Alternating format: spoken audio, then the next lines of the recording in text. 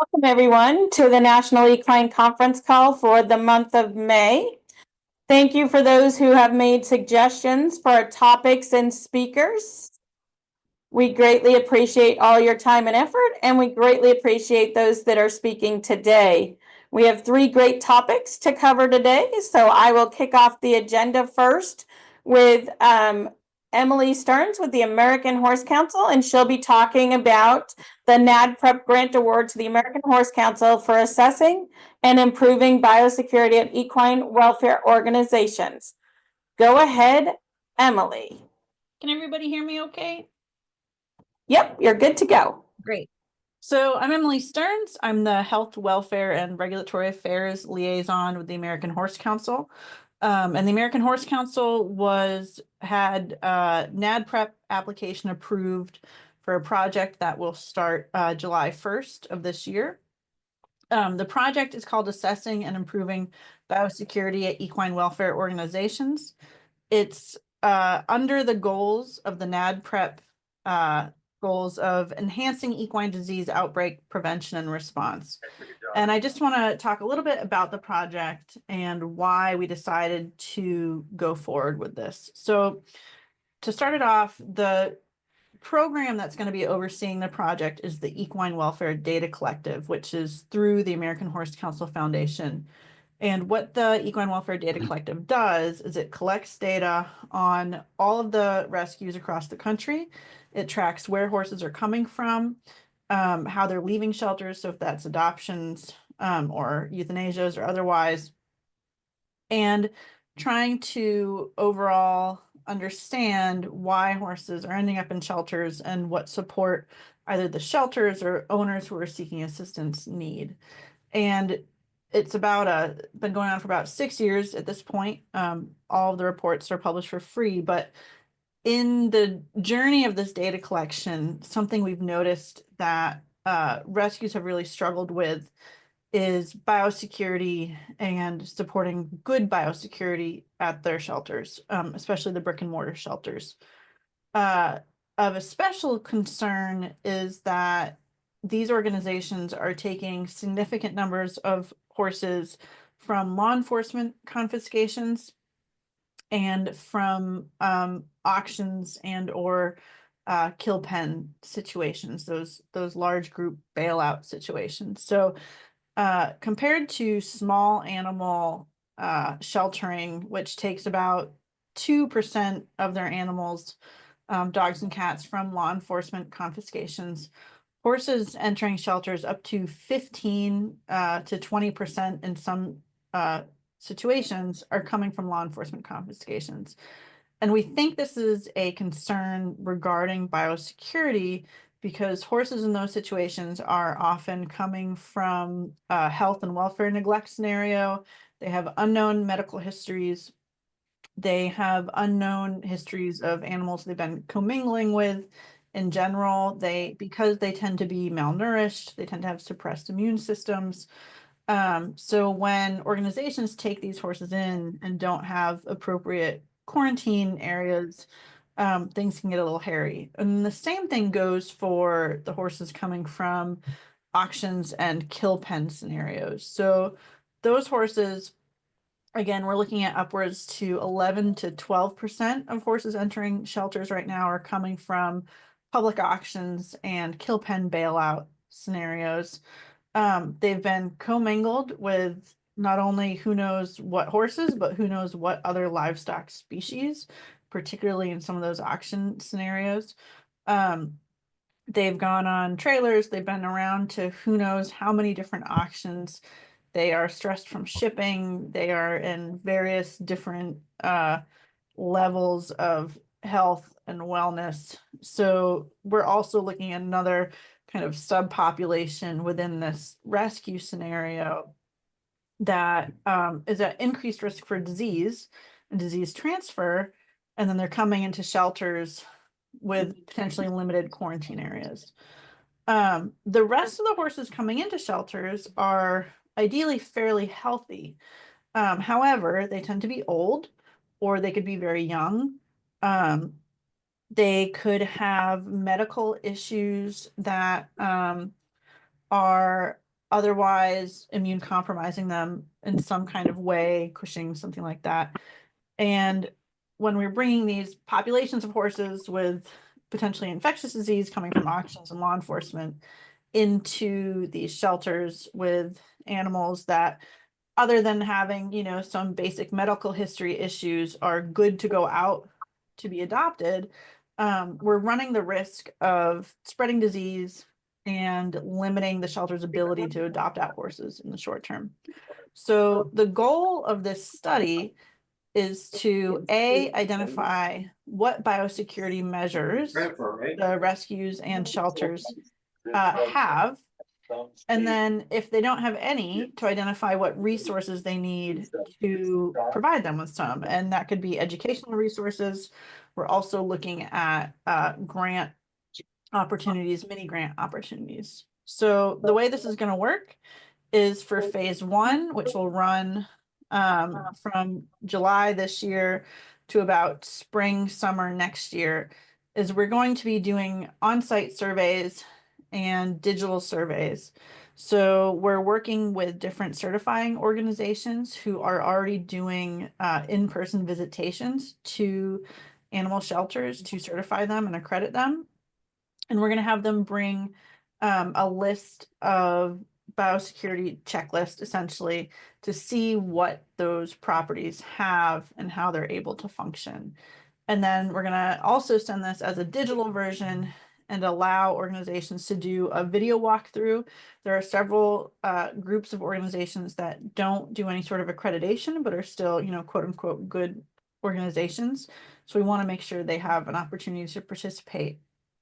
Once we have the information on how they are currently functioning in a biosecurity sense, we'll spend the next phase evaluating that information and putting together virtual educational modules, and then B, targeting small, we don't want to call them mini grants because they'll be up to about $2,000 depending on the organization and what their needs are, providing mini grants to secure quarantine area needs. So that could be temporary corral fencing, temporary shelters like a Shelter Logic. That could be sanitizing and cleaning materials. That could be PPE if they need suits and boots to stay healthy and keep their staff healthy and prevent fomite transfer between healthy populations and infected populations, and we want to make sure they have that on hand.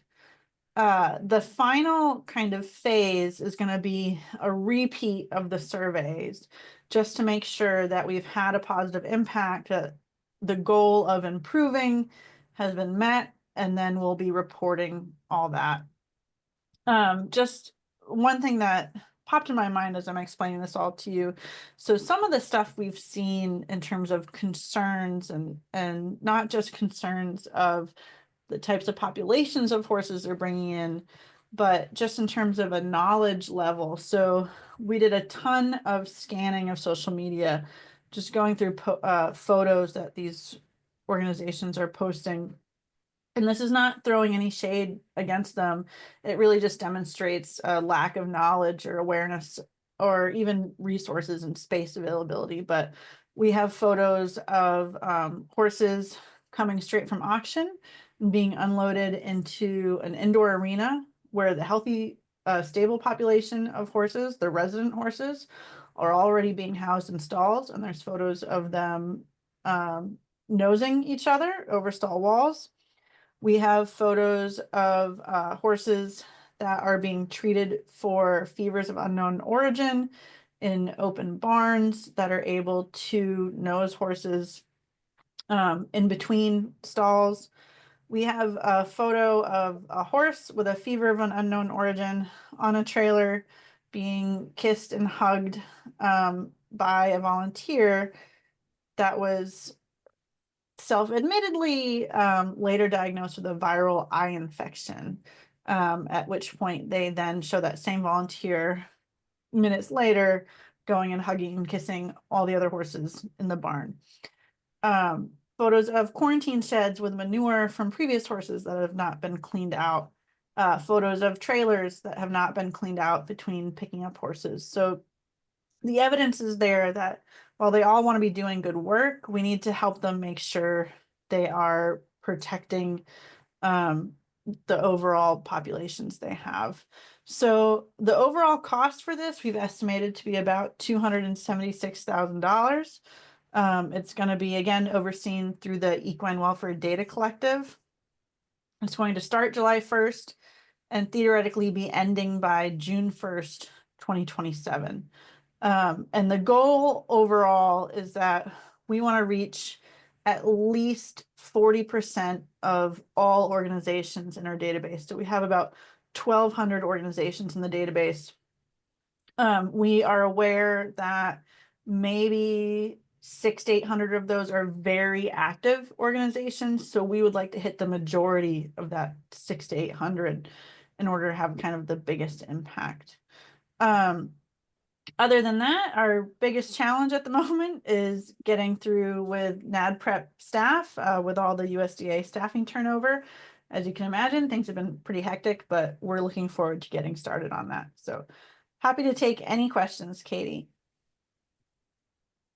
Thanks, Emily, for that great overview and all your efforts at American Horse Council to put this proposal forward.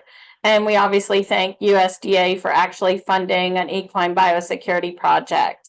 Are there any questions for Emily on this project? We look forward to further reports, but are there any questions or comments at this time?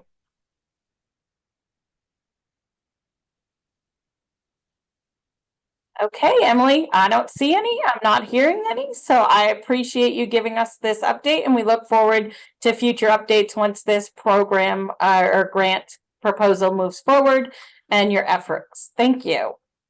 Next up, last month we did hear a presentation from Dr. Nicola Pasterla that referenced this next paper, which is impacts of host immune response to the development, on the development of equine herpes virus myeloencephalopathy in horses. To present today is Dr. Hussey from the Michigan State University College of Veterinary Medicine. Thank you, and go right ahead. All right, well, thank you for this lovely introduction. And yeah, I made a bunch of slides on this paper. And well, we'll tell you all about it here in a bit. So let me just see here. Okay, so we are talking about equine herpes virus 1 or EHV1. The clinical disease manifestations, as most of us know, are upper respiratory disease, abortion, neonatal full death, chorioretinopathies, and then in about 10% of infected horses, we also often see neurological disease, and that can range from temporary ataxia to complete paralysis.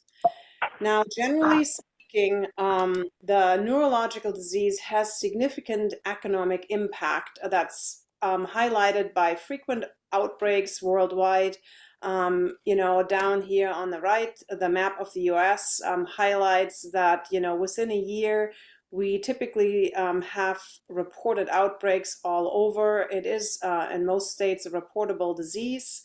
But of course, there are the major outbreaks like the one in Ogden in 2011 that really highlight the impact that this disease can have. So in the case of Ogden, we had over 90 infected horses across 10 states, and it resulted in 13 fatalities. Then in 2021, we had the outbreak in Valencia. That resulted in 18 deaths and over 200 infected horses all across Europe. You can imagine what that looks like in terms of quarantine and shutdown of events. So it is a big deal. Now, what is making this more complicated is that there are currently no available vaccines that are licensed to protect horses from EHM. So on the vaccination front, we really don't have a good measure to protect horses and are left with biosecurity, basically. When we talk about vaccines, one of the big problems is obviously that it's a complicated virus. It affects not just the respiratory tract, but also other sides of the body. herpes viruses are viruses that modulate immunity and suppress immune responses. And then also, when you think about the fact that we generally see 10% or less of the horses actually developing neurological disease, that does not make for a great experimental model to test potential vaccines that one might develop. So this is really what we are trying to address with this paper. So moving forward here, before I get into the meat of the paper, I just wanted to remind everybody that when we talk about the pathogenesis, it's a respiratory virus, but nose-to-nose contact with fomites, all of that basically leads to infection of the respiratory tract, replication in the epithelium. Then we get uptake by local lymphoid tissues and lymphocytes. And then we have establishment of a cell-associated viremia. This viremia is really essential and critical for the spread of the virus from the respiratory tract to secondary sites of infection, including the pregnant uterus or the spinal cord, where we then get leukocyte infiltrations, thrombosis, tissue destruction, and that is ultimately what leads to the secondary manifestations, including neurological disease. So when we talk about or think about what may determine whether a horse that's infected gets EHM or not, there are a number of risk factors that have been identified. They include age, gender, stress, breed, and pregnancy. However, age and gender are what was of particular interest to us, and that is because the late Dr. George Allen has actually shown that when you have horses that are younger, I mean, I'm more talking yearlings, but generally speaking, we see EHM in about 10% or less of infected horses. However, when you then change this to old mares that are older than 17, 20 years of age, that risk goes up significantly. And so we thought that maybe we could use this, this knowledge and pose a hypothesis that was that the old horse model could be used to identify host-specific elements that are associated with clinical EHM. So we wanted to use this model to, for one, confirm that we can use it to experimentally reliably induce EHM, and then use it to compare what the innate and adaptive immune responses of a horse that gets EHM looks like when compared to a horse that doesn't get EHM. So that was the goal here. And so to facilitate that, we had two groups of horses. One group was older mares, older than 18 years of age. We had 10 of those. We had 9 young horses. Those were all yearlings, up to 2 years of age. All of these horses were infected with a neuropathogenic strain of EHV1. We used AB4 for this, and a dose of 5 times 10 to the 7 plaque-forming units installed intranasally. And then we basically took physical exams, developed a clinical score. Those were done prior to infection, daily for 10 days following infection, then every other day until day 21. And then we developed a respiratory score and a neurological score. We also took nasal swabs at the same time points to look for nasal viral shedding. This was done by real-time PCR. Viremia, again, was done by real-time PCR. We took samples prior to infection, then daily for 10 days. We also collected nasal secretions to look at cytokine responses prior to infection and following infection on days 1 and 2. We took PAX gene tubes to look at mRNA expression of different immune genes prior to infection and daily for 10 days following infection. We collected CSF via ultrasound-guided cervical synthesis between C1 and C2. We did that prior to infection and on day 11 because that's sort of the time frame where we typically see EHM. And then we collected sera prior to infection and weekly to look for antibody responses.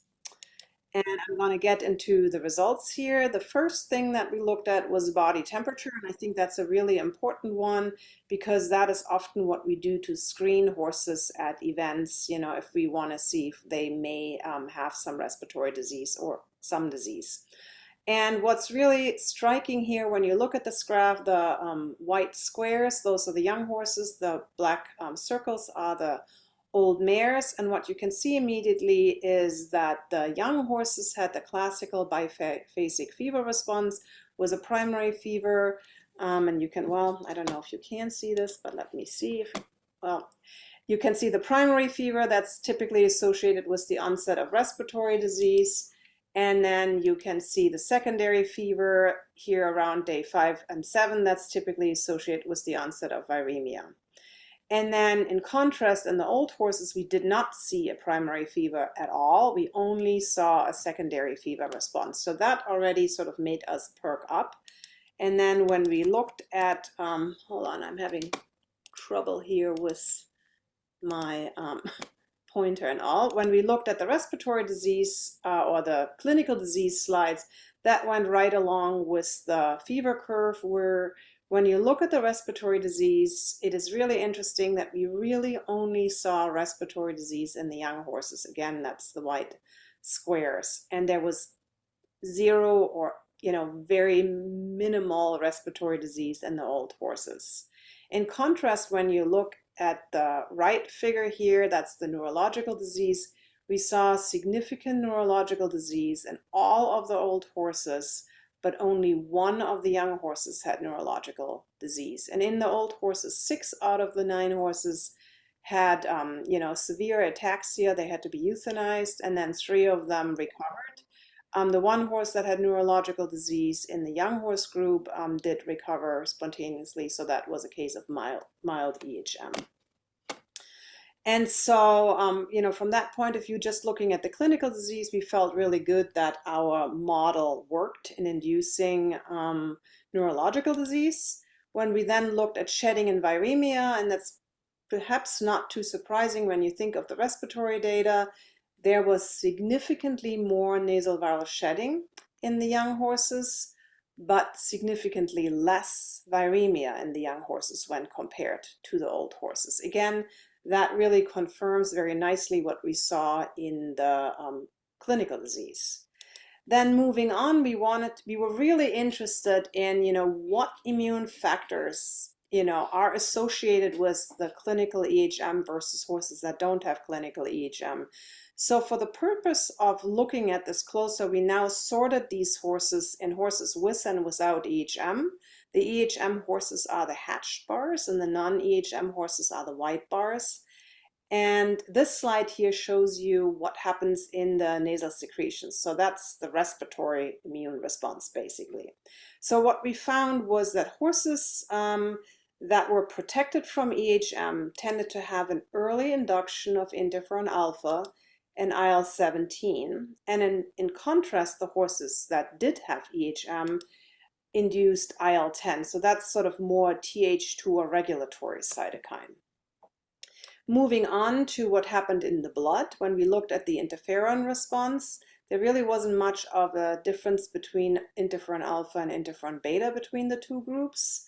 But then when we looked at the interferon response elements, IRF7 and IRF9, what was really interesting was that we saw an early induction of the interferon response elements in the protected horses, and that early induction happened during the time of the primary fever response. It's indicated here in red, and the respiratory disease, while the horses that succumbed to EHM or had EHM, which is indicated here in the blue squares, they did not develop an interferon response until later, about the time of viremia or development of neurological disease. Then when we move on to what this looks like in terms of cytokines that are associated with a cellular immune response, so this would be interferon gamma and Tibet, what was interesting was that only the protected horses developed these responses, while the horses that had EHM, they did not secrete interferon gamma or Tibet, and instead they showed increased expression of IL-10 and TGF-beta. And then we sort of moved on from, this is sort of the cytokine responses sort of fall more into like the innate immune response. So we also wanted to look as far as how this correlates with induction of antibody responses, so more adaptive immunity. And when you look at the top graphs here, this is the VN titers, the IgGA and the IgGB. The red horses are the protected horses, the blue horses are the horses with EHM. And you can see that in terms of IgGA, IgGB, and VN titers, really wasn't much different. But what was different and really interesting is the IgGT or IgG3-5 response. So here we saw that the horses that got EHM had higher pre-existing IgGT for 3-5 titers, and they responded more with an induction of this antibody isotype. And it's important to know that this isotype is not typically associated with protection, certainly not with protection from EHM. So to summarize this all, we felt that we had successfully developed a neurological model of EHV1, one that we could experimentally induce. We showed that the EHV1 disease manifestation differed significantly in young and old horses, but the old horses did not exhibit any primary fevers. They did not show any respiratory disease. That was only really seen in young horses, but the neurological disease was much more common in the old horses. As far as nasal viral shedding, that was significantly lower in the EHM horses, but then viremia was significantly higher in the EHM horses and in the horses that got EHM. Looking at the immune responses, we had in horses that got EHM, we had less of an interferon alpha and IL-17 response in the nasal secretion, but more IL-10. And I didn't show you the CSF, but it's a similar picture there. When we look at the blood, we have less cytokines that are associated with a cellular immune response, so Tibet and interferon gamma, but then we have more IL-10 and TGF-beta. And when we look at the adaptive immune response, in the horses with EHM, we have more IgGT. And again, this is an isotype that's associated with sort of more of a Th2 or regulatory immune response and not associated with protection, generally speaking. So I'm going to leave you with this last slide here. I'm going to walk you through what we think happens in a horse that is predisposed or more likely to get EHM. So at the respiratory tract, upon infection, what we see in a horse that's more likely to get EHM is a reduced activation of interferon alpha, but instead an increased activation of IL-10. And that environment at the respiratory tract then sort of shapes and polarizes the local dendritic cells and antigen-presenting cells to secrete signals and present antigen in a way that primes the systemic immune response to sort of shift more towards a Th2 or regulatory immune response. And that's really evidenced when you look here at day 1 and day 2 during viremia, in a delayed activation of the interferon response, a reduced activation of interferon gamma and Tibet, but instead an increased activation of TGF-beta and IL-10. And then when you look at the adaptive immune response, you have an increased secretion of IgGT or IgG3-5, and that would also go hand in hand with really a reduced activation of CTL responses.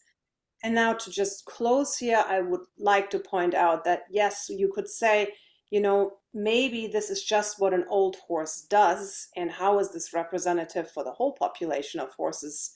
What's interesting though is that we've had through the years multiple younger horses that developed EHM, and when we look at those horses and what their immune response looks like, it mirrors what we identified here using the old horse model. And we feel that if we were to test a vaccine in this model, and this vaccine is able to protect this particular group of horses, it is very likely that it will also be effective in horses of all age groups.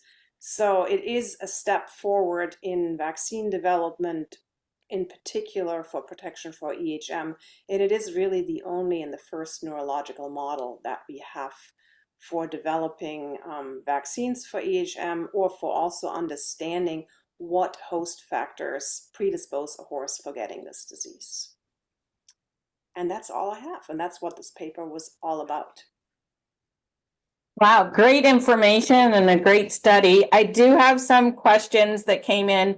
If you have questions, either raise your hand or put them in the chat, and I'll just get started with a few that I received. What were the breed of the horses in this study, and were any ponies involved in this study? Nope, there were no ponies involved. It was mixed breeds, but they were more of the quarter horse. There were a few Arabs, or, as I said, mixed breeds. We never really quite know what the breeds were, and they were all females and over 17 years of age. And then the younger horses, again, same breed, but mixed sexes, and of course, age group is different than the old horses. Is your fever cutoff for this study? What temperature? We used a 101.5 was sort of our, that was considered a fever. Yeah. And then on the older horses, were any of them vaccinated, or did you know the vaccine status for any of these horses? They were not vaccinated. We did screen all the horses prior to the study by, doing VN tests. And now the older horses had slightly higher levels of VNs, but they were still below a 1 in 32, indicating that they did not have any recent exposure or reactivation of the virus.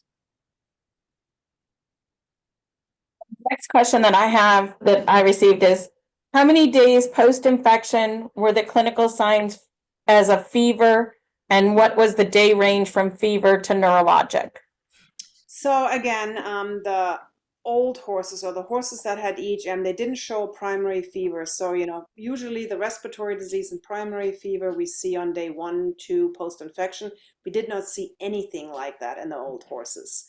They did develop a fever response. I could go back to the slide too, around in between, I would say, days 5 and 8. And then the development of neurological symptoms followed that, secondary fever response, which, in the old horses was really a primary fever, and also started on day 7. And most of the horses either were euthanized or, were starting to recover by day 10, 11 post-infection. I mean, again, obviously, when you are dealing with a natural outbreak, it's much harder to know when they were exposed. So this is the beauty of a experimental infection. And then the last question I've received so far is the shedding period. You said you tested them or sampled them all the way to day 21. Were any still shedding?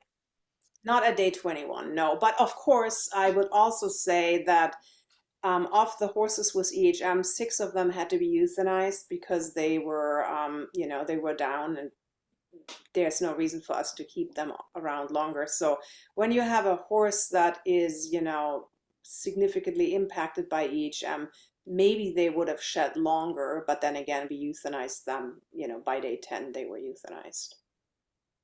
Was any comparison of viral load done on these horses that were younger versus older? Yeah, so the viral nasal shedding, it's a real-time PCR assay. And so the ones that were the younger horses had significantly more and higher loads of virus. Now, we did not do a virus isolation on these, but we've done a comparison of the real-time assay with conventional virus isolation, and they correspond pretty well generally. Okay, those are the ones that I have. Let me just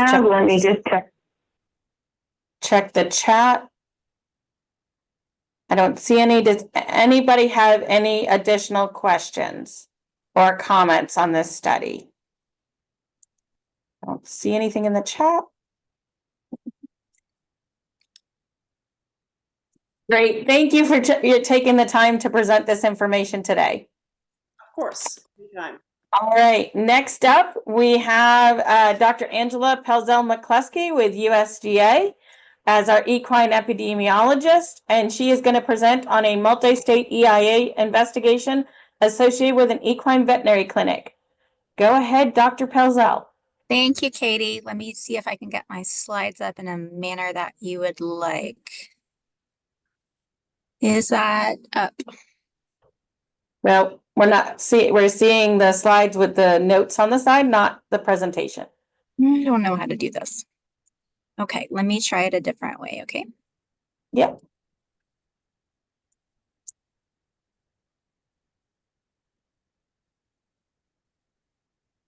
Maybe. I know that Zoom doesn't like me to do things in a certain order. So I'm pretty sure that's what's going on.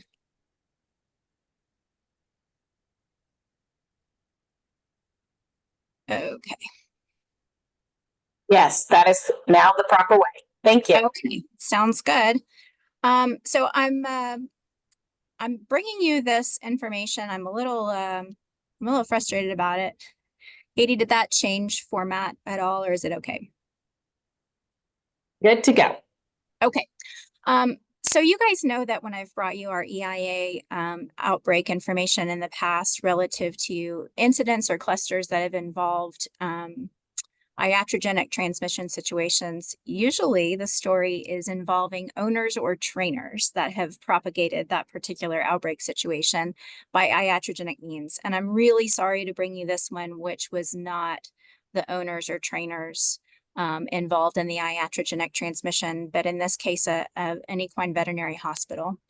And I have a picture there of the clinic. I just wanted you to kind of see the size of the clinic itself. It's a medium range referral type hospital, although no one there has any board certification. So it's not really a referral clinic, although it does take all kinds of horses and has some specialty care that they advertise.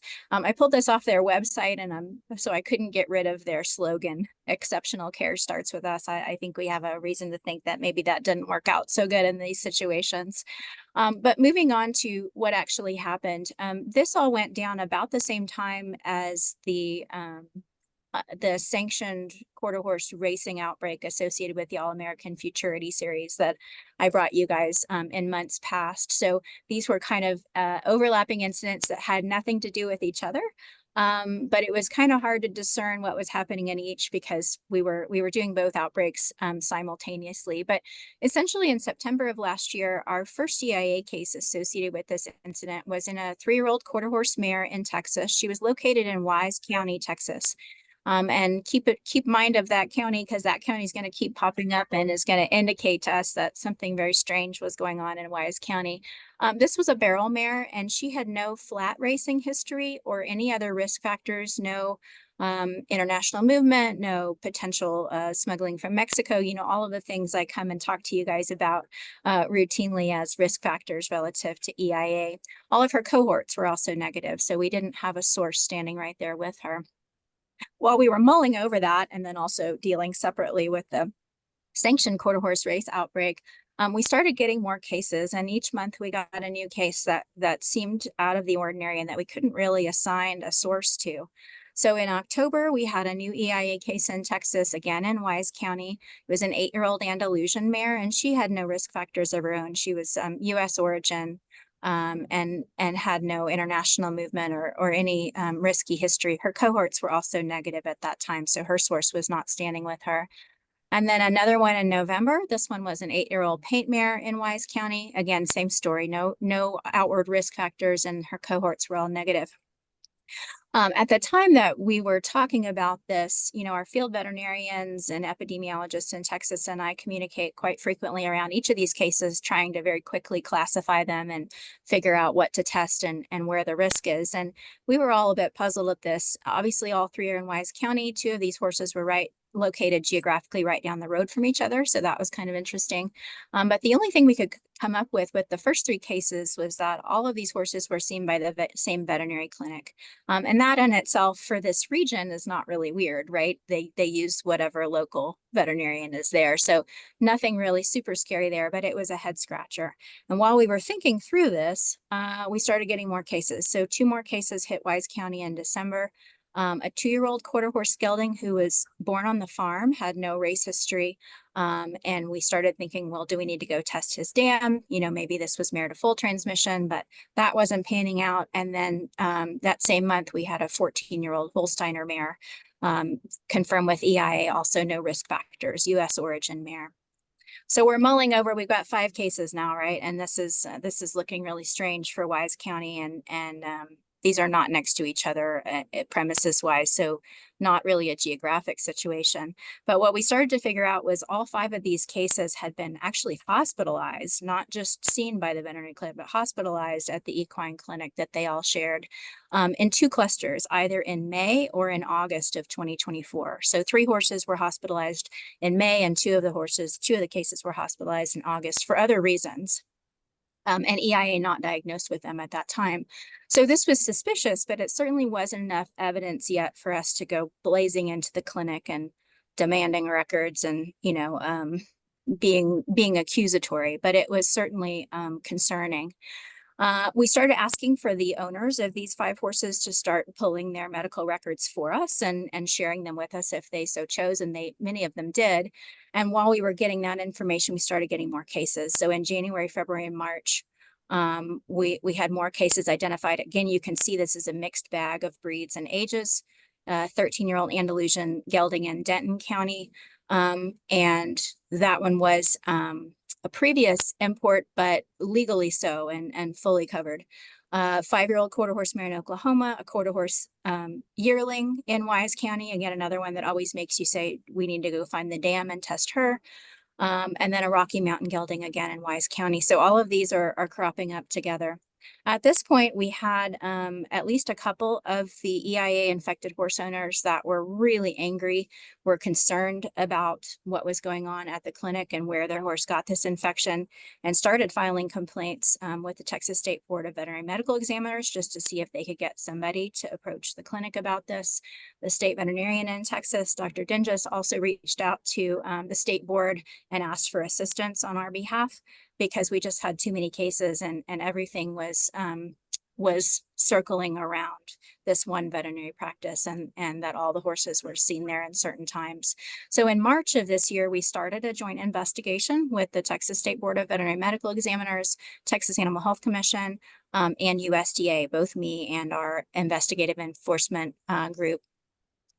At the same time, when the veterinarian was being approached, he seemed to know that something was wrong with how things were operating at his clinic, and how these horses got infected. He was seeing his clients come down with EIA cases that he did not expect to have there, and was involved in testing some of these horses. So he actually came up with his own list of what he thought was exposed relative to some of the practices that he identified internally at his clinic. And he went out with a list of what he thought was exposed and started testing things, which got a little, still is a little disjointed, but still, you have to give him props for getting out in front of it and wanting to approach clients and get horses tested, which was helpful. So we did not get in his way, but state and federal, we did follow along, and we're still going through that exercise right now. And it's certainly, I don't believe we found all of the exposed horses for testing just yet. And I think there's more that needed to be added to the list. But in doing all of that work, so far to date, we have a total of 21 horses confirmed EIA positive in 4 states. That were all infected at this particular equine clinic. And those horses were located when they were found positive in California, Colorado, Oklahoma, and Texas.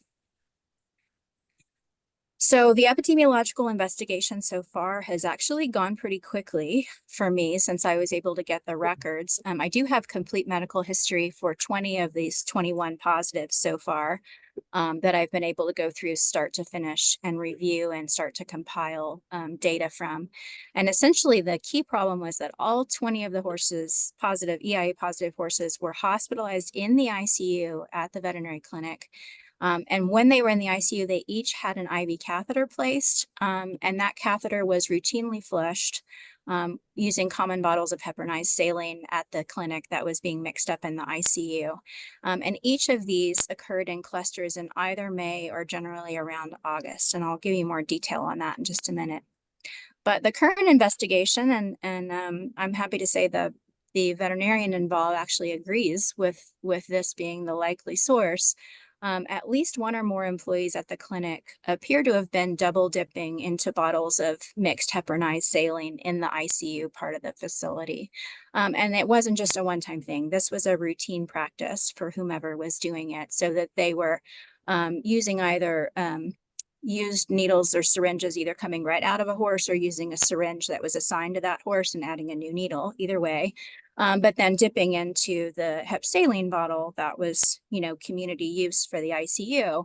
And somehow we got blood contamination with EIA virus into more than one of those bottles for sure.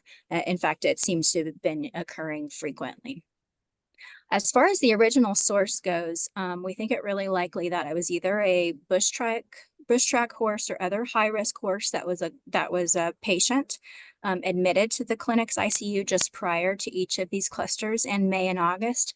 And actually, we do think we have the source for at least the May outbreak, and I'll show you that here in a minute. So when you line up these dates, let me explain what I did. This top set of bars is the May dates of the infected horses that were involved, that they were seen and hospitalized in the ICU. And the bottom group cluster of stuff is all the July and August dates. But where I have a red bar, those are dates where that particular infected horse had a catheter placed and it was in the record as being flushed routinely in the ICU facility. We have a horse that is likely of bush track origin that was seen the last week in April, first couple of days in May. We're trying to confirm the timeline right now. But that particular likely bush track horse came in with clinical signs that were really similar to acute EIA infection. They may or may not have been. We don't have the record yet. But in any case, the mare died in the ICU. While she was there at the clinic and was not tested for EIA. So we do not know her EIA status. However, we have 2 EIA positive cohorts belonging to the same owner that are being confirmed positive right now. So we do have a potential source. She came from a location where we had 2 other EIA positives, and her clinical signs suggest she could have been EIA infected. If she would have been the original source for the May cluster of cases. And then the other client horses that came in thereafter, you can see how they started to overlap with each other to continue to contaminate the hep saline bottle in the ICU. You can also see a big gap where I'm probably missing a positive. One or more positives is probably somewhere out there that was seen in the clinic during the date range in May that I'm missing there. So there's more to find. And then the continuation of cases ongoing.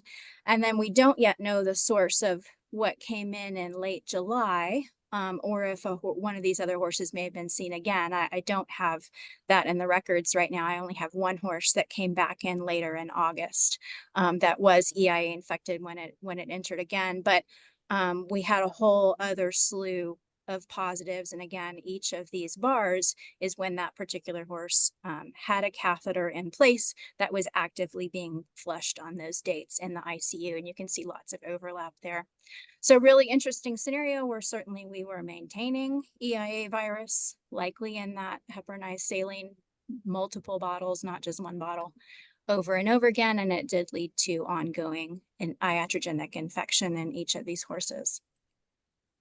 So what's next? I need the clinic's entire appointment book. I am not convinced at all that we've found all of the exposed horses. I think we need to find everything that wore a catheter in this facility from April through October at the very least. And all of those horses need to be tested. So yeah, that will be an ongoing effort with the state board and Texas Animal Health Commission and other states that may have received the horses and me at USDA. Certainly we'll take a close look at who all had a catheter and the affected time range and try to find those animals. Regulatory EIA testing of those needs to commence at this time. I'm really appreciative that the practitioner got out in front and was trying to help clean up what happened and was clear about what he believes was the source, and he was correct. But at this time, I think the state and federal authorities, we need to take over the EIA testing to make sure that we're not missing anything. We also have to go back and test cohorts to any new horses found positive. We have found at least one cohort positive to one of the horses that was infected at the clinic, and there's no other explanation for her transmission other than likely ongoing fly bite transmission during the rest of that summer. So we do have spread that looks like natural potential spread to at least one other cohort. So the cohorts are in danger here. And certainly we have ongoing regulatory action by multiple state and federal authorities against the clinic. There were many more violations and other problems that have nothing to do with infectious disease that were going on at this clinic. So we're letting those state and federal agencies do their work. And so that will be ongoing activities from here forward.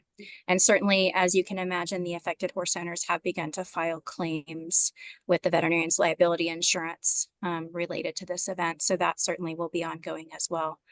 We do have mares that received embryos from infected mares. So that is a situation that has to be sorted out as well. And the likelihood for continued transmission is relatively high there in that situation. So those owners will have to work out what they want to do disposition wise for those embryos that came from positive mares.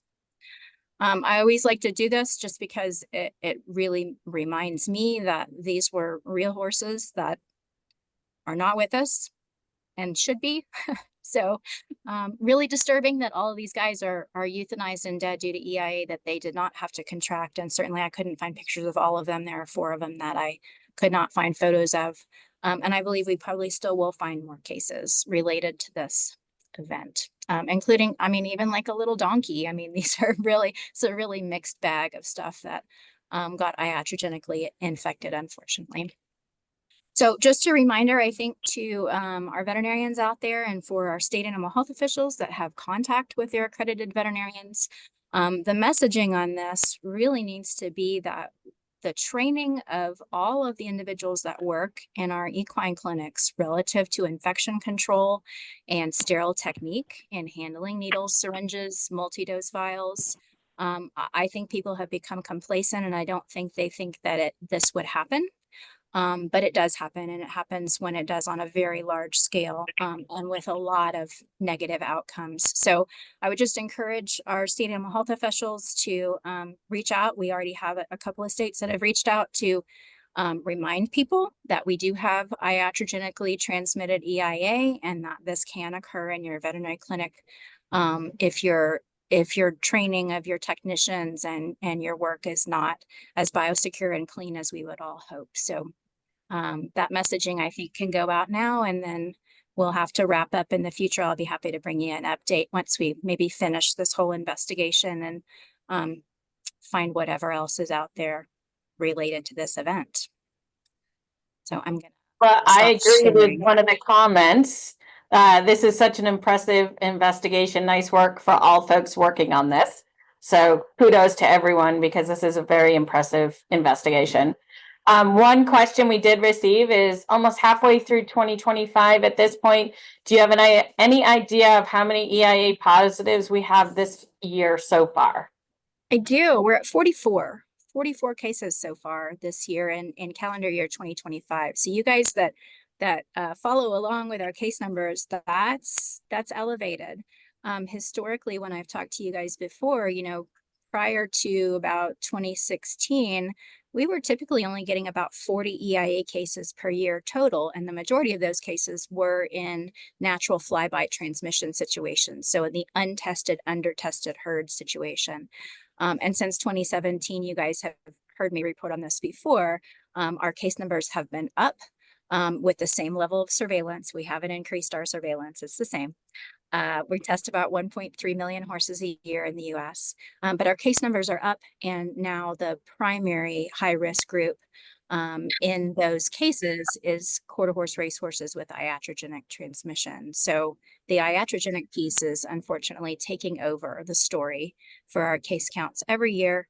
And last year we had 147 EIA cases. So that's way, way too many. More than 120 of those were iatrogenically transmitted. Angela, there is another question. Is there a good website or handout to outline this and the spread out to veterinary clinics as a warning? I love that idea. I have not had time to create anything like that, and I would solicit help from anyone on this group who has an interest in helping us to create some materials and some awareness. You know, most of us have been responding to the incident, and so we're a bit delayed in getting out messaging related to how can we inform our veterinarians about this? So I hope we can do that. Certainly we have, as Ben said, we have fact sheets and other things available that do highlight the iatrogenic transmission situation. None of them, however, highlight the situation relative to veterinary hospitals specifically. So I think that's where we need to expand our outreach. Not seeing any other hands or comments in the chat. Again, this really does highlight the concerns regarding iatrogenic, and we really appreciate all your efforts on this and all the folks in Texas and the other states that have been investigating this. I'm sure there's more to come, unfortunately, as we trace and continue to find. So we'll probably have to get you back on for an update to that situation. Thank you very much for your time today, Angela. And just a couple reminders, this call is being recorded, and within a week of this call, we will put this on the Equine Disease Communication Center. It will be posted there for anyone to visit. The June call will be on June 12th, and our July call will be a joint call with the U.S. Animal Health Association's Committee on Equine, and that call will be facilitated by the Committee on Equine Chair, Dr. Joe Fish. So look forward to seeing everybody again in June. Thank you for your time and have a great day.